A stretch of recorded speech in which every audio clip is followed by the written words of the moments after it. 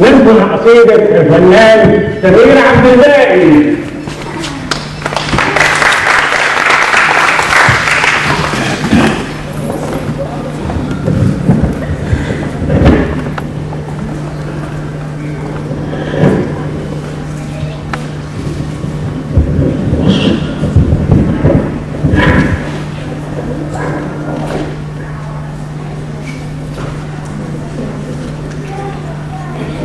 برحب بيكم والنهارده اخر ليله بالعرض.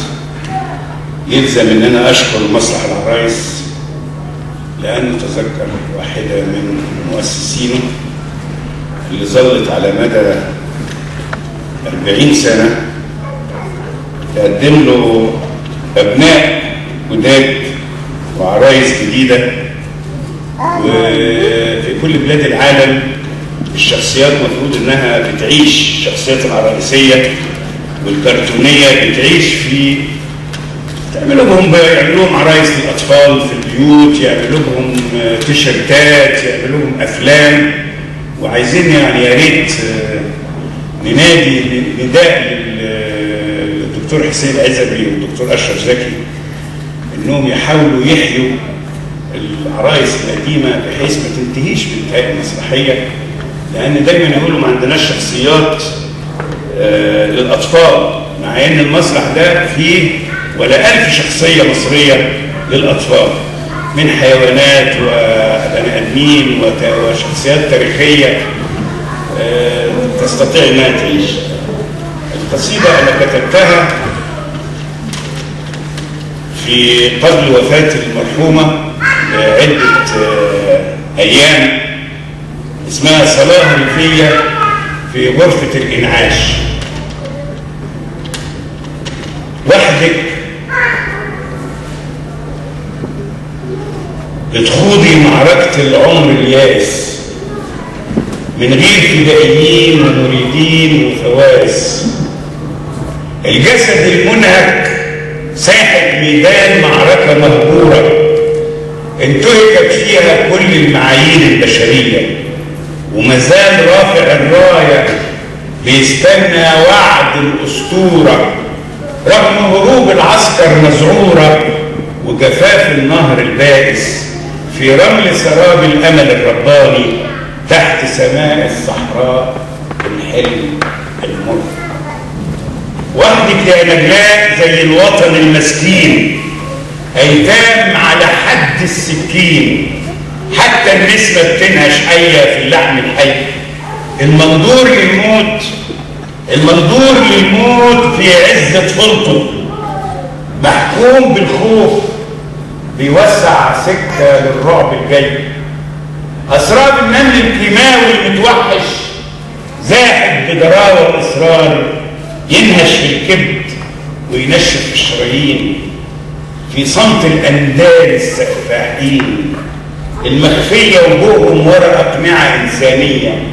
يتسلل في تلصص بيمص عروقك، يخدعنا بأنابيب وسرنجات، متنكر في ثياب بيضاء على شكل ملايكة، بيرطن بلسان التجار والخواجات، يلهب بالكذب حروبك، يفتي في كل تخصص وبكل تعالي وتفاني، بينفذ خطط الفشل الوطني وهزيمة المصريين.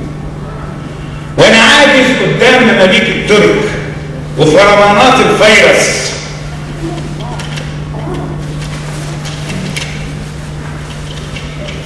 وكرابيج الغدر السرطاني وكياس الدم المتلوث. بملو عيوني شايف قواتك راجعه من بريه سيناء المنتهكه اشلاء بدون اي غطاء جوي او جرعه ماء. اتحامل خيالات الماضي، احاول احفظ اسماء الشهداء، كفوفي ما بتلحقش.